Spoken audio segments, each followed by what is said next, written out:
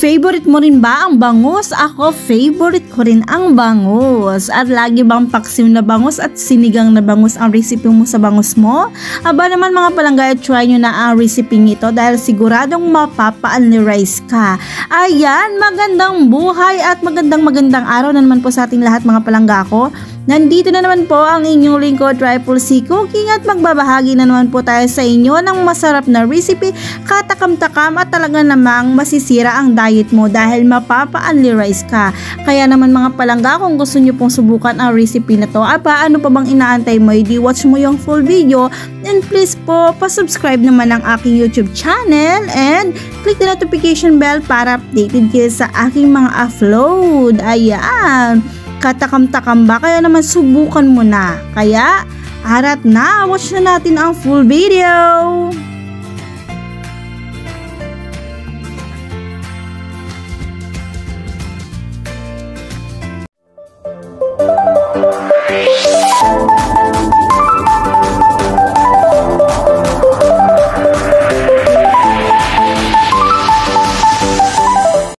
At na, mag-start na po tayong mag-cooking. Ayan yung ating fresh na bangus. Ayan, mamula-mula pa. Talaga namang kumikinang-kinang ang balat ng ating bangus. Ayan, at napakataba. O, diba? Kita nyo ba yan? Yun. Ayan, so mag-start na po tayo mag-marinate. Maglagay po tayo ng asin, syempre. At isunod natin yung ating pamintang pino. Yun, diba? At i-massage natin yan para naman ma-absorb ng ating fish ang nilagay nating pangpalasa, diba? Ayan yung ating asin at paminta. Yun. Massage lang po natin yung ating bangus bago natin yan prituhin. So ayan mga palangga, tapos na po natin siyang i-massage. Ayan na po siya lahat, diba? Very fresh.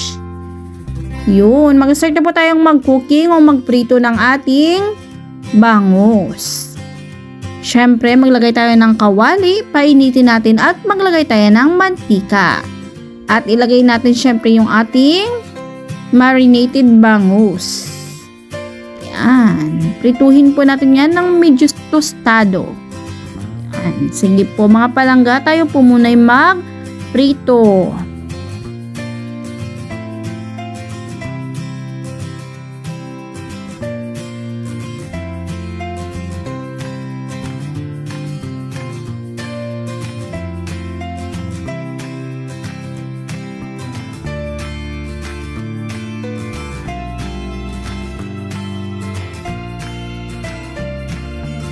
Ayan, at luto na po yung kabilang side ng ating bangus at kita nyo ba yan?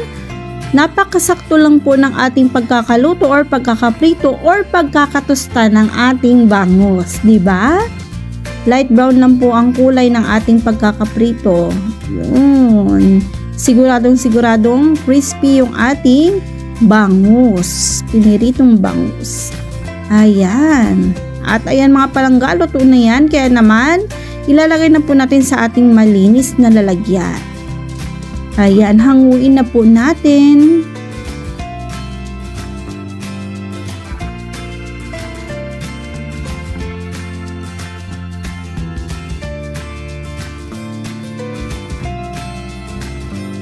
So ayan ang mga palangga, patapos na po nating hanguin yung ating piniritong bangus at tingnan nyo naman, grabe ka-crispy at talaga naman napaka-perfect ng ating pagkakaprito, diba?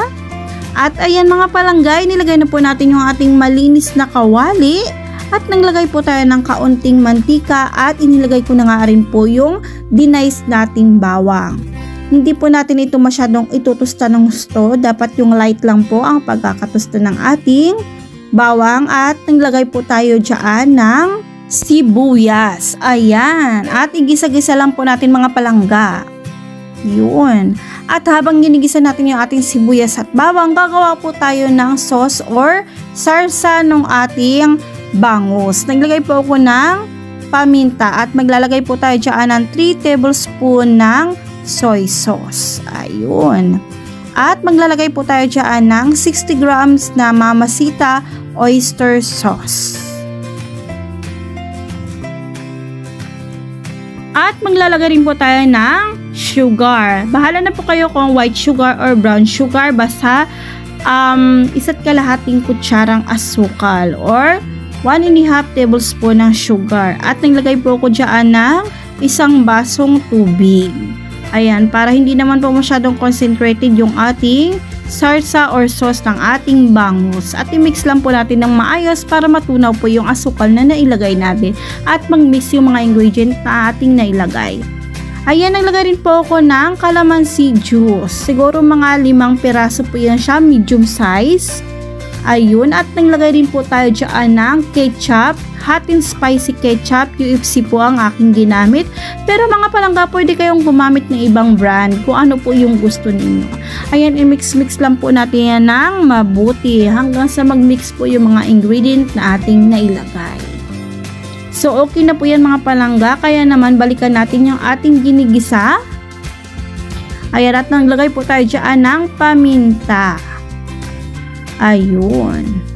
At syempre, ilagay na po natin yung ating soy sauce or yung ating sauce para sa ating bangus. Ayan. At i-mix lang po natin yan ng maayos sa ating kawali. At maglalagay po tayo dyan ng Knorr liquid seasoning, isa sa mga paborito kong ilagay sa aking mga lutuin at hindi po ko nagpapawala niyan. At ayan mga palangga, ay cornstarch po yan na mayroong tubig at kalahating kutsaritang cornstarch lang po ang aking itinunaw sa tubig at inilagay sa ating sauce. Ayan, mukha na po siyang sarsa. Yun, lamig kayo guys, may sipa yan ng anghang dahil doon sa hot and spicy ketchup natin. Kaya naman talaga namang mapapa-unli-rice ka sa ating recipe for today. Ayan, ilagay na po natin yung ating crispy piniritong isdang bangus. Yun.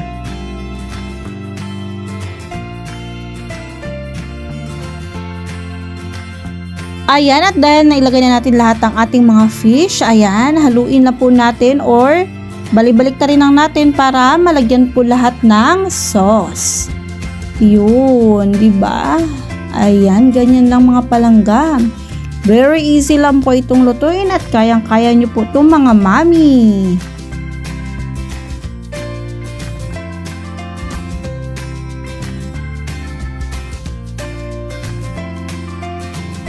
At nabaliktad na nga po natin lahat yung ating mga fish at talaga naman na-absorb na ng ating isda yung ating sarsa or sauce. Kaya naman maglalagay na po tayo dyan ng dahon na sibuyas. Ayan, extra flavor at talaga naman may extra crunchiness yung ating sarsa at yung ating fish. Ayun, masarap na combination, di ba? At maglalagay po tayo ng red beans. Yun, luto na yan guys bago natin inilagay dyan sa ating isda. Ayun, di ba?